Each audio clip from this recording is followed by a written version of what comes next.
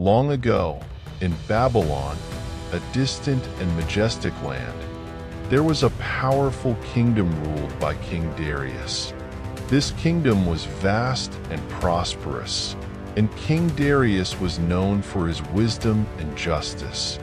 Among his many advisors and wise men was a man named Daniel. Daniel was a man of great wisdom, integrity, and unwavering faith in God. He was so respected and admired that King Darius appointed him as one of the 3 chief governors of the kingdom, responsible for overseeing the satraps and ensuring that the kingdom ran smoothly. The other governors and satraps, however, were jealous of Daniel. They could not bear to see someone so righteous and upright occupy such a high position.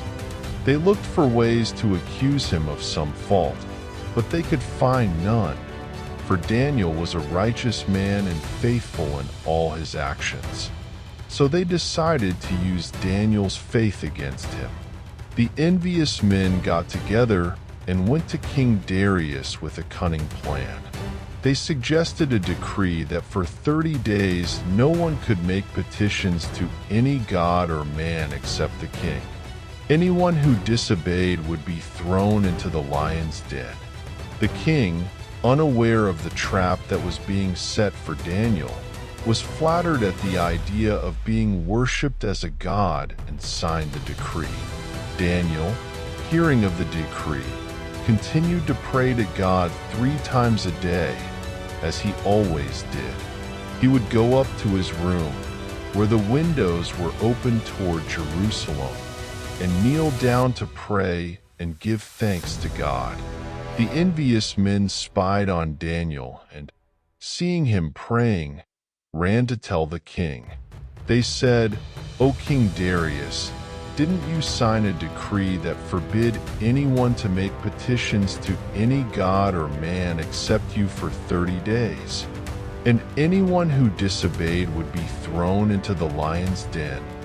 The king replied, "Yes, this decree is in force, according to the law of the Medes and Persians, which cannot be revoked."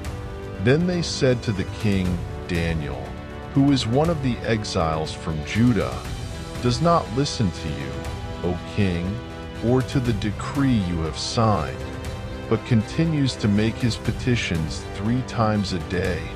King Darius was deeply distressed when he heard this, for he loved Daniel very much and knew him to be a righteous man.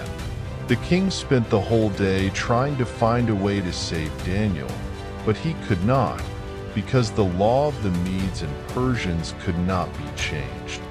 With a heavy heart, the king ordered that Daniel be brought and thrown into the den of lions. Before he was thrown into the den, the king said to Daniel, "May your God, whom you serve continually, deliver you." The den was sealed with a large stone, and the king placed his seal on it, along with the seals of his nobles, so that Daniel's situation could not be changed. That night King Darius returned to his palace, but he could neither eat nor sleep. He was deeply worried about Daniel and spent the night fasting. At dawn he got up and ran to the lion's den. With a trembling voice full of hope, he called out, "Daniel, servant of the living God, has your God, whom you serve continually, been able to deliver you from the lions?" To Daniel's great joy, Daniel answered, "O king, live forever.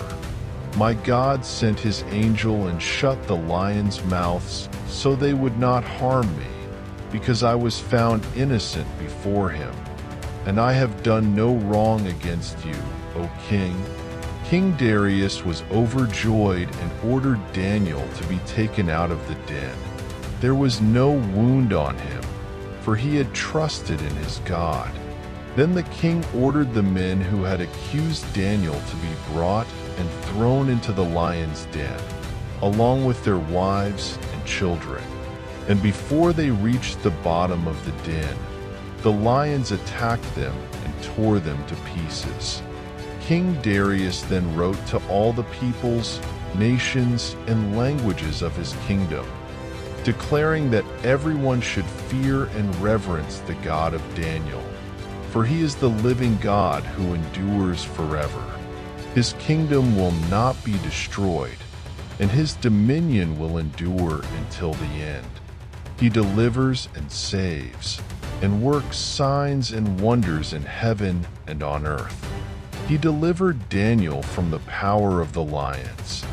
And so, Daniel prospered during the reign of Darius and also during the reign of Cyrus the Persian. His unwavering faith and courage in the face of adversity became an eternal example of devotion and trust in God. If you like the story, then leave a like and subscribe to the channel. And until next time.